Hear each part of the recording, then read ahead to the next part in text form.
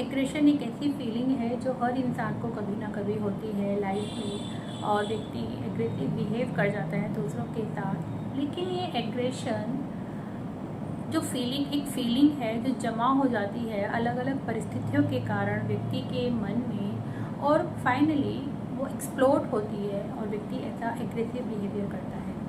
आज की वीडियो में हम जानेंगे एग्रेशन के वो 3 स्टेप या 3 प्रोसेस जिनके थ्रू होकर पूरी एग्रेशन की प्रक्रिया होती है। इसमें पहला है बिल्डअप। बिल्डअप मतलब एग्रेशन का प्राइमरी सिग्नल या सिंपल।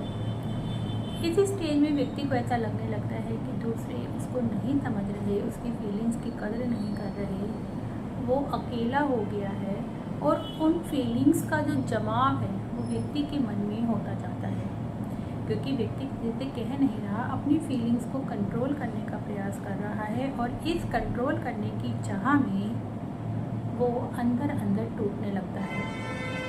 वो चाहता है कि दूसरा व्यक्ति उसकी बातों को समझे, पर ऐसा नहीं हो पाता, और इसके कारण वो अपना व्यवहार कुछ साइलेंट साइन देकर प्रदर्शित करता है। जैसे वो मुट्ठियाँ भींचने लगता है, उसकी आंखें लाल हो जाती हैं, मोही भी तन जाती हैं, फेस थोड़ा लाल हो जाता है, यह व्यक्ति अपने दांत भी भींचने लगता है।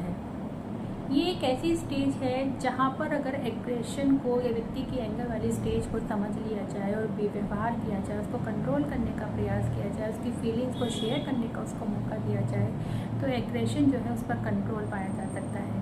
लेकिन यदि इस स्टेज में व्यक्ति पर ध्यान नहीं दिया जाता तो वो अगली स्टेज को जन्म दे देती है, जिसको कहते हैं एक्सप्लोजन, यानी एग्रेशन यानी फीलिंग्स का विस्फोट।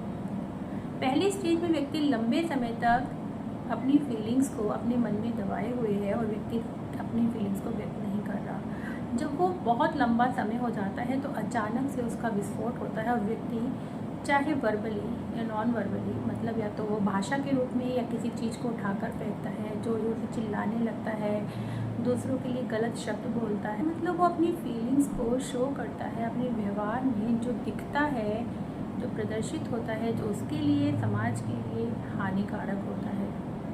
और इस स्टेज में जब व्यक्ति शांत होता है, वो समझता है कि मैंने गलत कर दिया, मुझे ऐसा नहीं करना चाहिए था, शायद मैं एग्रेशन पर कंट्रोल कर सकता था।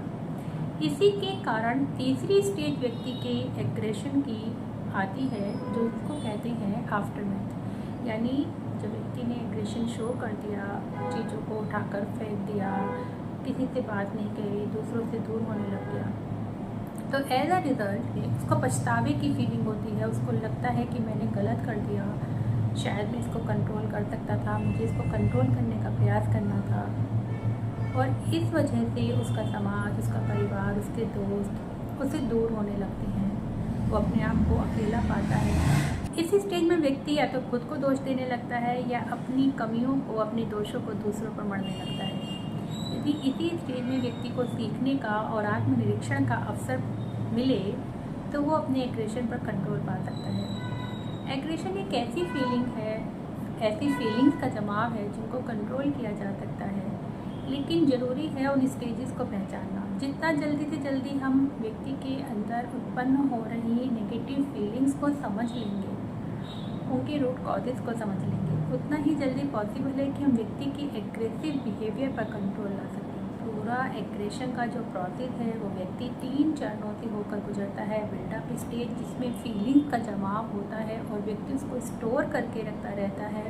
जब वो लंबे समय तक स्टोर हो जाती है तो एक्सप्लोजन की स्टेट आती है, जिसमें व्यक्ति अपने एग्रेशन को प्रदर्शित करता है, दूसरे को गलत शब्द कहकर, चीज़ों को तोड़कर फोड़कर, या घर से दूर जाकर, परिस्थितियों से दूर जाकर। अगली स्टेज आफ्टरमैथ, जिसमें उसको रिजल्ट के तौर पर जो उसके दोस्त हैं, फ्रेंड्स हैं, परिवार है, वो उससे दूर होने लगता है। उसके अंदर आत्मग्लानि का भाव आता है। उसको लगता है कि मैंने ऐसा क्यों किया, अगर मैं इस पर कंट्रोल कर लेता, उस टाइम थोड़े समय के लिए शांत हो जाता तो शायद ये सब कुछ ना होता। तो इसीलिए एग्रेशन एक ऐसा बिहेवियर है जिसको कंट्रोल किया जा सकता है, लेकिन इसको समझिए, पहचानिए और समझिए और ध्यान